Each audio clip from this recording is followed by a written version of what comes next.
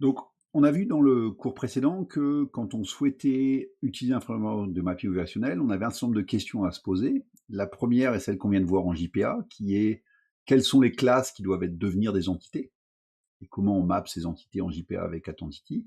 La deuxième qui vient très vite, qui est au sein de ces entités, quel attribut joue le rôle de clé primaire ou de clé composite. Donc, il nous faut automatiquement un attribut qui joue le rôle de clé primaire ou avoir une clé composite au sein d'un ensemble d'attributs de notre partie. Évidemment, la valeur de cet attribut ne doit pas être changée parce que c'est elle qui va représenter l'état de l'objet en base de données. Et puis, si on a une hiérarchie d'héritage, il faut nécessairement que cette clé primaire soit définie dans la classe tout en haut de notre hiérarchie d'héritage. Comment est-ce qu'on le définit? De manière assez simple, on va utiliser une notation atID pour désigner cet attribut, qu'on posera soit sur le getter, évidemment, soit sur l'attribut, comme pour les autres annotations. Soit, si on en a une clé composite, on va utiliser, on verra, on a deux méthodes pour le faire, atEmbeddedID ou atIDClass. Les types possibles pour la clé primaire, c'est tous les types primitifs Java, tous les types qui enveloppent les types primitifs, ça veut dire que ça peut être un long, L-O-N-G, ou un Java utile long avec un L majuscule. Ça peut être une chaîne de caractères, ça peut être une date, qui peut être une date Java utile ou Java SQL. De nouveau, je pense que ça va vous paraître naturel, mais on va surtout pas utiliser des types numériques non entiers pour éviter des risques d'erreur suite à des problèmes d'arrondi sur la machine, etc. Donc on va toujours mettre pour des clés primaires des types entiers. Assez souvent, dans des frameworks quand on utilise des frameworks de API opérationnel, on se retrouve avec des modèles métiers où on n'a pas forcément un attribut qui est suffisamment discriminant pour être une clé primaire. Et donc, ça nous arrive assez souvent de rajouter un attribut entier pour jouer ce rôle de clé primaire. Et donc, dans ces cas-là, ça a du sens de ne pas gérer l'incrémentation de cet entier à la main entre les différents objets, mais de laisser la base de données automatiquement faire cet incrément.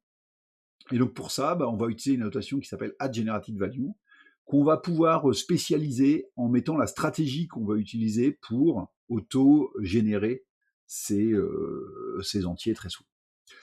Donc les stratégies qu'on peut utiliser, il y a soit une stratégie auto, la clé primaire on va laisser la base de données choisir la stratégie qu'elle souhaite utiliser pour auto-incrémenter.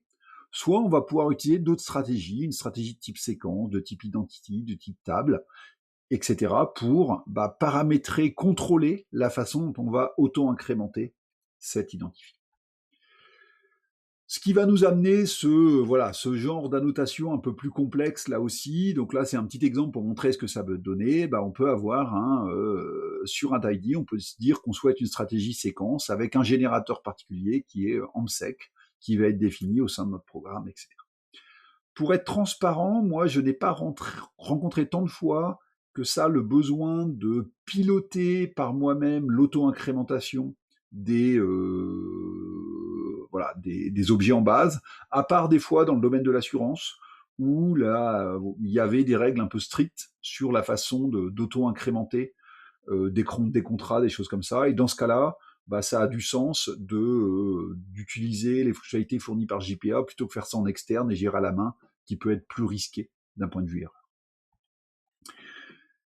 Il peut y avoir certains cas où on va utiliser ce qu'on appelle des clés composites. Ça veut dire que la clé de la table va non pas être composée d'une seule colonne, mais d'un ensemble de colonnes, et c'est cet ensemble qui représente l'unicité.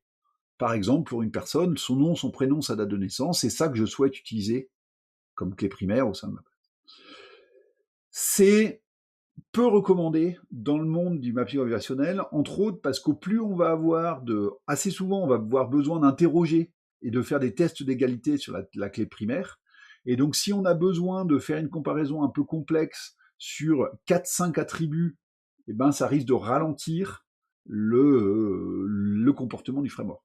Pour autant, ça peut arriver, entre autres, quand vous allez vous mapper à une base de données existante. Je vais prendre un exemple tout simple qui m'est arrivé. Vous allez vous mapper à une base de données de code postal ville en France, parce que vous avez besoin de cette information dans votre application. En fait, elles sont quasiment fournies tout le temps avec le fait que ce qui représente la clé primaire de la table, c'est le couple code postal ville. parce qu'en France, il peut y avoir plusieurs villes qui ont le même code postal. Donc en fait, le code postal n'est pas une clé primaire.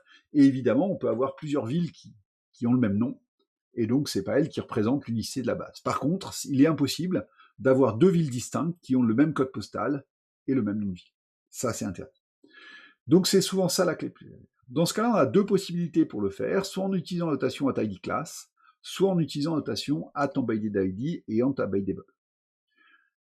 Alors, on peut parfois se dire, et pourquoi il y a deux façons de le faire? Il faut comprendre que c'est un standard. Un standard veut dire qu'à un moment, les gens doivent se mettre d'accord sur une API commune. Et il y a des fois des points comme ça d'échauffement sur, on peut dire des points de détail, mais avec deux fournisseurs d'outils qui vont se battre chacun sur son point de vue.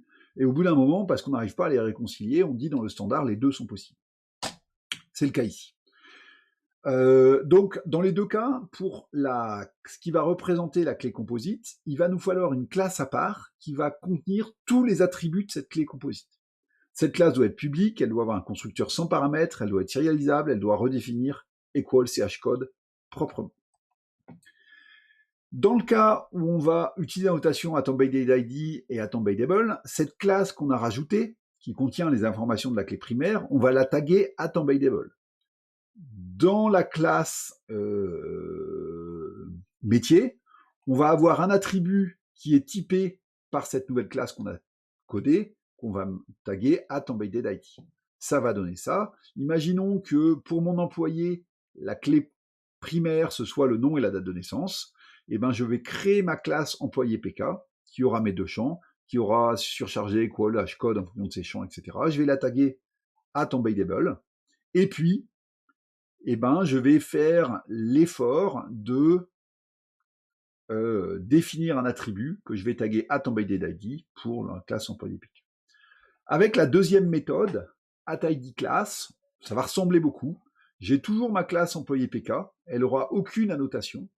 Et par contre, je vais avoir une annotation at_id_class pour dire la clé primaire, c'est employé PK. Et puis, tous les champs qui font partie de ma clé composite, je vais les taguer at_id. Attention, dans ce cas-là, les champs que j'ai mis à ce niveau-là doivent être nommés et typés exactement de la même façon que ceux qui se retrouvent dans la classe employé PK. Quand on lit la spec précisément, il est marqué qu'at_id_class existe pour assurer une compatibilité avec les anciennes versions des EJB, mais il recommande d'utiliser at_embeddedID. Si vous avez le choix, mieux vaut la première solution.